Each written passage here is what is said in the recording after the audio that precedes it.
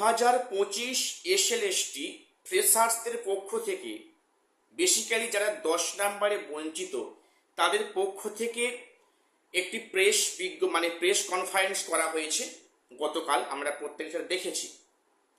এবং সেখানে যে বিষয়গুলো দাবি তোলা হয়েছে, 10 নম্বরের বিষয়টা, সেখানে 2025-এর ওএমআর পাবলিশ বিষয়টা, সেখানে অ্যাকচুয়ালি এটা কতটা বাস্তবসম্মত, কতটা বাস্তবের সঙ্গে সম্পর্কিত, আমি আজকে সেটা নিয়ে বলবো।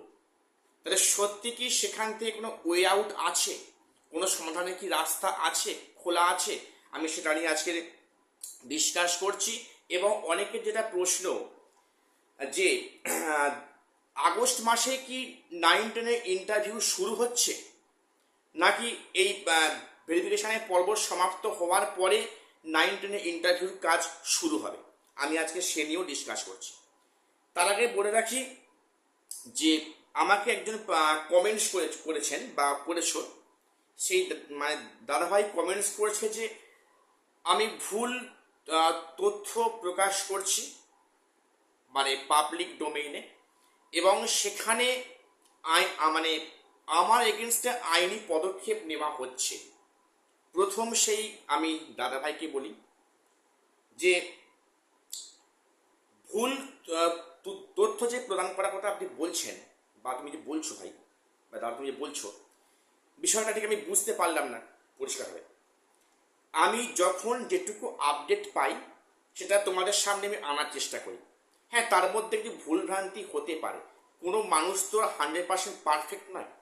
সেখানে একটা খবর বিভিন্ন মারফতে পেলে একটু মানে সেটা বিকৃত হতে পারে।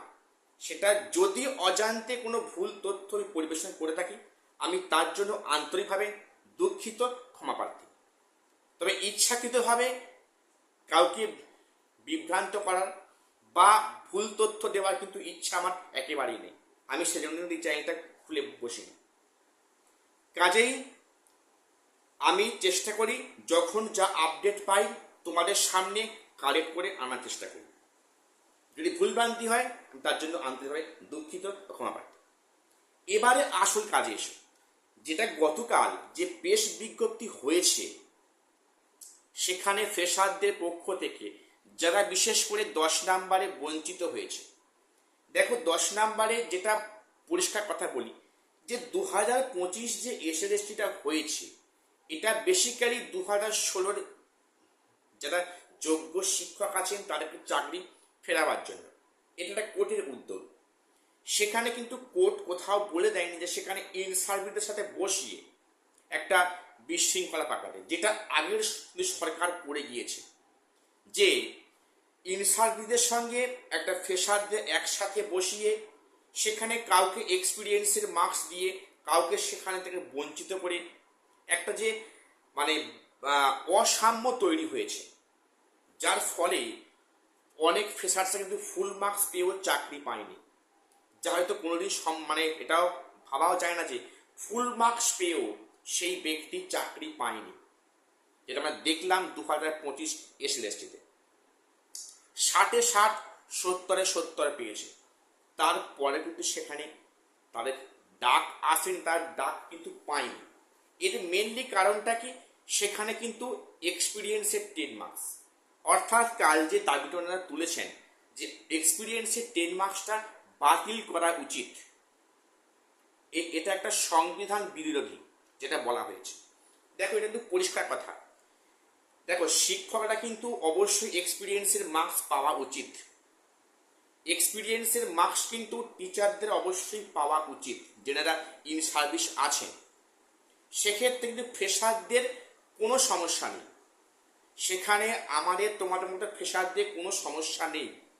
সমস্যাটা এখানেই যে যদি এটা এমনটা হতো যে পরীক্ষা একসাথে হয়েছে, সেখানে প্যানেলটা আলাদা করেছে, 25 প্যানেল আলাদা, মানে 16 প্যানেল আলাদা, মানে অর্থাৎ মানে ফ্রেশারদের প্যানেল আলাদা আর হচ্ছে ইনসার্ভিসের প্যানেল আলাদা, সেক্ষেত্রে কিন্তু সমস্যা মনে হয় থাকতো না।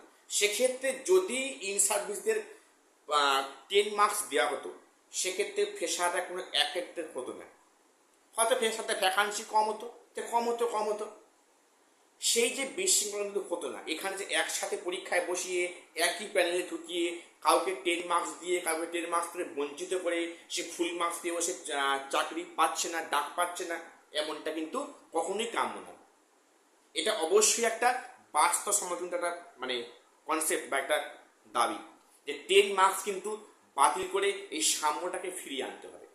যদিও এটা মহামান্য হাইকোর্টে বিচারাধীন আছে, সেখানে 3 তারিখে সেখানে শুনানির দিন ধার্য হয়েছে। জানি না সেখানে 3 তারিখ কি আসে না আসে, তবে কিছু কিন্তু আপডেট আসবে আগামীতে এই 10 মার্কস নিয়ে। এটা তো পরিষ্কার মানে সেটা বোঝা যাচ্ছে।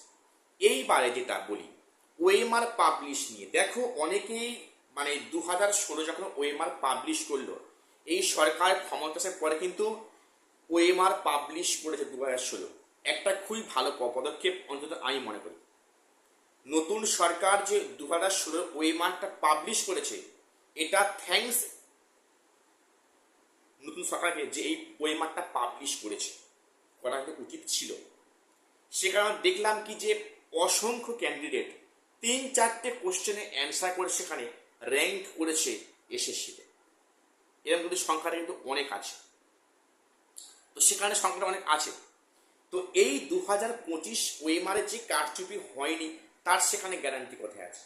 তাহলে মনে হয় যে এই 2025 ওএমআরটা পাবলিশ করা দরকার। যারা যারা সন্দেহ করছে, একটা সন্দেহের জায়গায় এসছে যে আগের সরকার হয়তো এখানে টেন্টে ঠুকিয়েছে বা তাদের মার্কস হয়তো পাইয়ে দিচ্ছে, তাহলে সেখানে কিন্তু অবশ্যই 25-এর ওএমআরটা পাবলিশ করা উচিত। যেটা ওনারা কাল বললেন যে ওএমআরটা কিন্তু পাবলিশ করতে হবে, ওনার দাবি আছে যে 25-এর ওএমআর কিন্তু পাবলিশ করতে হবে, পাবলিক ডোমেইনে আনতে হবে। এবং জানি না এটা সরকার এই কাজটা করবে কিনা। অবশ্যই সরকারের কাছে আমার বিনীত আবেদন, করজোড়ে নিবেদন যে 2025 ওএমআর যেন পাবলিশ করা হয়, যেন পাবলিক ডোমেইনে আনা হয়। এনারা আরো কিছু মানে কিছু দাবি রেখেছেন, সবটা কিন্তু যুক্তিপূর্ণ দাবি। এবারে বলি ইন্টারভিউ 9-10-এ সত্যি কি আগস্টে শুরু হবে?